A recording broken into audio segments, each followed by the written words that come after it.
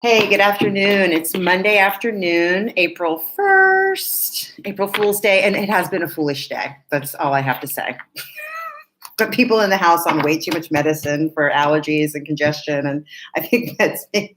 Anyway, it's been wild. However, in the time that it's taken me to be able to have enough quiet to do this reading, I did a little bit of just a little numerology on today's date.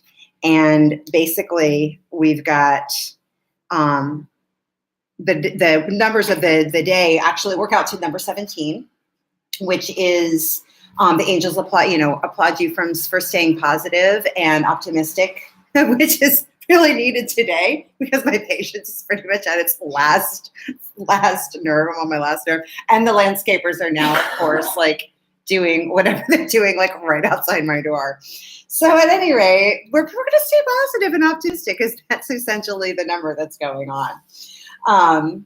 And so we're just going to keep up the good work. We're on the right path. But when you break the number 1 and 7 down, you get the number 8, which is abundance and power and prosperity.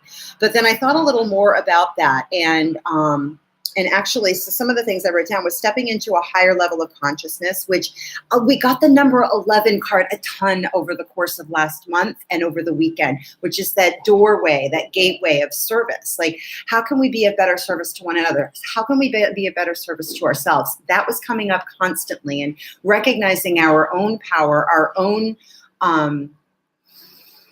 appreciating how far we've come, and really looking back and saying, like, oh my God, I actually have done some really big work. And as we move into the month of April, we have the opportunities to break a lot of karmic patterns. And that looping of the 8, if you look at the shape of the 8, it is this like infinite loop. And so we're infinity. We're like, oh yeah, infinity, immortality, all that stuff. It's so great. Well, there is this piece of, if you look at the shape of the number 8, you constantly have this opportunity to work and loop through things over and over and over. And we get that opportunity in order to learn and move on to the next stage.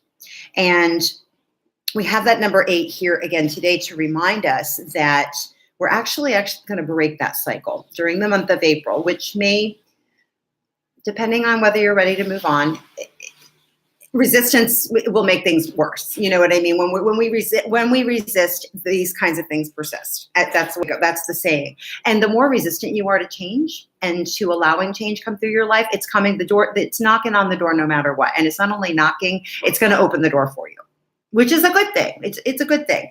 But so we have that number to start out our month, stepping into a higher level of consciousness that comes with the kind of understanding of the past patterns that may have seemed infinite, and the kind of patterns and looping the shape of the number 8 represents. This is just a couple of notes I wrote. All of the 11s of last month and last weekend brought our attention to this doorway opening, and now it is the time to step through. This number comes up today to show us, the number 8 comes up today to show us that the opportunities the month of April contains, and the power that it gives us to move on. So as I was kind of waiting for things to quiet down, and for which it's not so quiet, but it is what it is, I just decided to work with the Wild Wisdom of the Fairy Oracle deck, which is a great deck by Lucy Cavendish, and the artwork is done by Selena Fennett. She does a lot of figurines and whatnot that my daughter used to collect. I realized this just last night.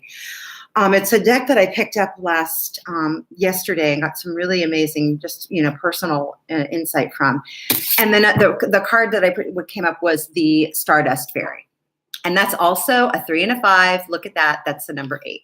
So I don't make this stuff up. And when I turned the calendar today, there was like a big rainbow on it that said the Rainbow Bridge. We're crossing the Rainbow Bridge. And the Rainbow Bridge is this place between the material and the spiritual. No matter where you are, you're going to move on into a different stage of life. And that's a good thing. So let's get on to the reading that we're going to do for the full reading. But we'll keep our Stardust Fairy with us. And then I'll call in my guides, my archangels, all archangels. Actually, they're all our archangels. You don't pray to them. You just can call them in for support. They are in constant communion and constant fellowship with the dear Lord, dear Jesus, Mother Mary, Holy Spirit. Call in any higher power to eradicate any negativity coming towards you or from you. any negativity surrounding this reading. And we want that negativity cleared, because we want the clearest and highest connection to the messages that are, and the wisdom that from our higher selves who resides with the Lord, and from whom we get our best guidance. And then from that wisest self place is where we act in the best interest of ourselves, and therefore in the best interest of others. So I call all of those powers in to settle into these cards so we get the best and most beautiful guidance and messages on how to work with the energies that are coming in today. To ground, Stardust Fairy up here. I have enough room to place everything now. Once I pull the cards, I will lay them out so everybody can see them. And we have one card coming. You know what? I totally knew this was coming up. And it's another number 8. Number 8, the 8 of Pentacles. And we've got another card that's popped up as well. We've got the Page of Cups. And then I'll shuffle again for one more. And this card's flipping. We've got the Two of Swords. The Two of Swords has been really, really prominent. And again, it's another gateway card, right? It's another gateway card. But one more card that's showing as well, and that's the Queen of Cups. The Queen of Cups has also arrived. And at the bottom of the deck, we have the High Priestess. We have the High Priestess. She was actually on the bottom of the deck as well. And we've got the Six of Swords underneath. We have Temperance. We have a lot of major arcana here. The Hierophant, the Seven of Wands, and the Three of Swords. So let's sit with these for a moment and see how they are. I'm going to angle the camera down so they can be viewed, and I'll turn them around so you can see them as they came out. The Eight of Pentacles, the Page of Cups. Here's that Stardust Fairy. The Two of Swords.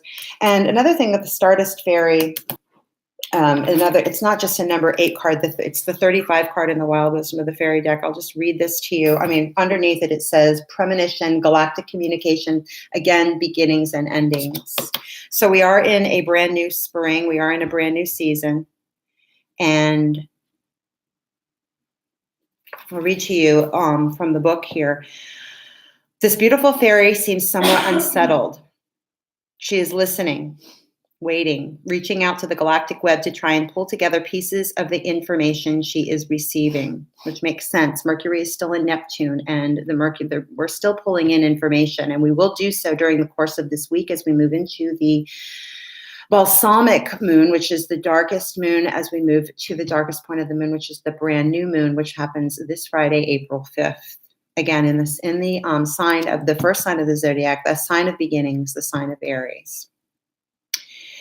She has experienced a premonition, but as these things go for us all, we are never entirely certain of what will happen and when. So we will be feeling, that feeling of uncertainty, that feeling of teetering on the edge, that threshold of that 11 in doorway is definitely present. She knows that only something will happen and soon. And so she reaches out to what we humans have called the heavens. She looks to the cycles beyond those of this earth and wonders if we are all in the process of major change, a change so profound we have not found the words to describe it. She understands that the premonition she has is about cycles that reflect those on each, but she is unsure what to make of what she is feeling and sensing. She looks to the night skies at a time when there is peace, stillness, and quiet, and it's gotten all of a sudden blessedly quiet here. Interesting. And gazes up at the life forms and planets and the stars and their galaxies and knows she has lived beyond this dimension and that what might be reaching her is significant far beyond her life, magical as it is. We will be closing out karmic chapters of lifetimes this month. That is absolutely happening for everybody, no matter what your sun sign, moon sign, rising sign, whatever.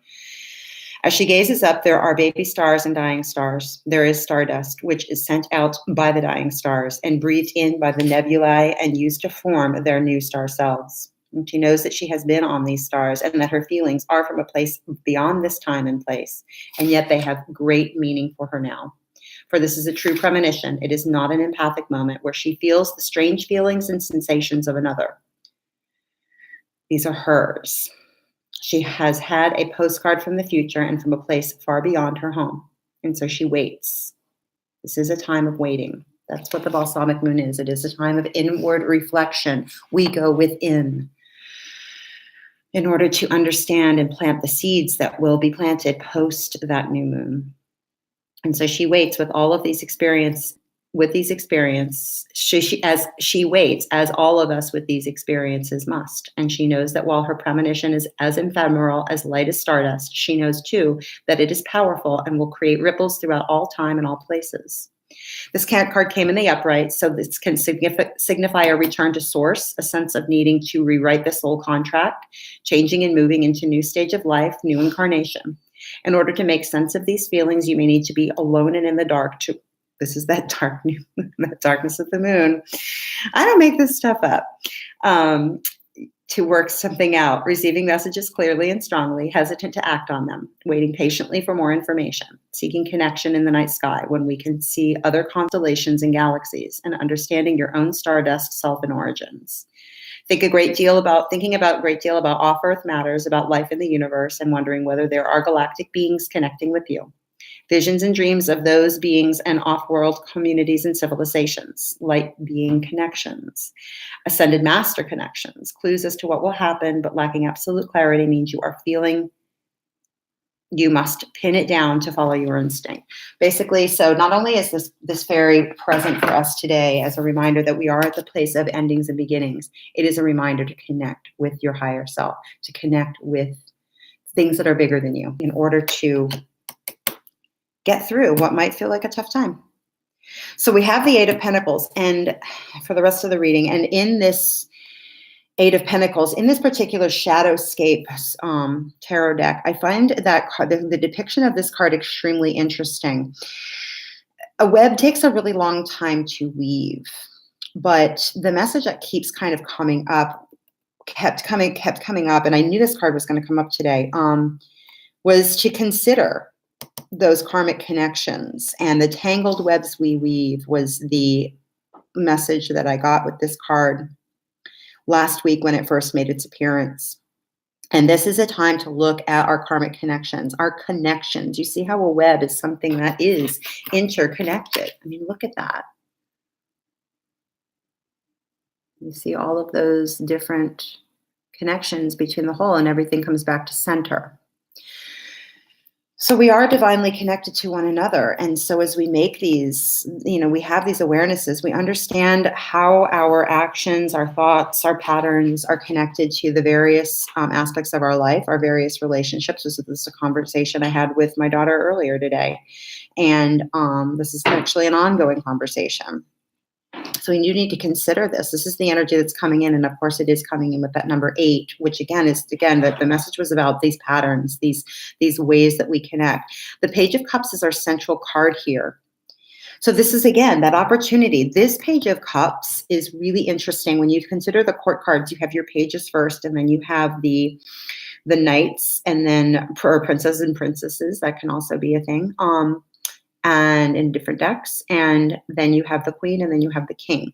The Page of Cups is the one that's bringing in messages. This is someone who's just beginning to step into that royal journey and taking on in the kind of information that would provide you to move along the journey to become the king, to become the master, so to speak, of the particular energy of that suit. In the Suit of Cups, you're talking about emotions, creativity, inspiration, that kind of energy. And in the Page of Cups, she's obviously sitting here in a very contemplative, she's taken a lot of information in, she's settled into the bottom of the ocean. She's found herself a nice, quiet space to think and consider through, how she feels about these connections, her role in them, her responsibilities, where she wants to take them and create something different, or how she wants to create better, do it like make the current situation that she has an even better one. How can she do that? How can she grow up a little bit? Because that's what she needs to do. She's going to be, a page would indicate somebody who is going to grow into these things. She doesn't need to be a master. And so that was what that, part of what the wild wisdom of the fairy oracle, the Stardust fairy said. She can, talk about clues as to what will happen, but lacking absolute clarity means you are feeling you must pin it down to follow your instinct. And that's very true. She's very new at what she's doing, and she's, but she does feel that impulse to gather in order to move on to, the Queen of Cups, who, actually did show up a little later as our extra card there. And here we are in that decision process. Cups also indicates heart's desires, emotions, like considering that. We have the moon up here. Well, the moon is very prominently placed up here in this Two of Wands. See that up on top? Can you see it? Maybe it's a little bit, it's a little subtle in these cards. These are a very pastel deck. But, she's taking these considerations, and in the light of the moon, she will be able to make some decisions about how to step forward into her true royalty and forget the Knight of Cups. She's going to actually move into the Queen. And I love the Queen of Cups in this deck. She is just wonderful. Look at her. Look at her. She's spinning. You can see her spinning in a vortex. She's completely composed. She doesn't even worry about where she's standing. She knows that the footing, the proper footing. And in this case, she's got the turtles are coming to meet her steps as she takes them through the water. She literally walks on water. She walks on her, and she can walk through her emotions. And as she does so, she's spinning. She's not just like walking forward, just da da da da. She's actually moving, and she's creating a vortex of manifestation. These are her dreams. These are her inspirations. The ones that back here, she sat here and considered.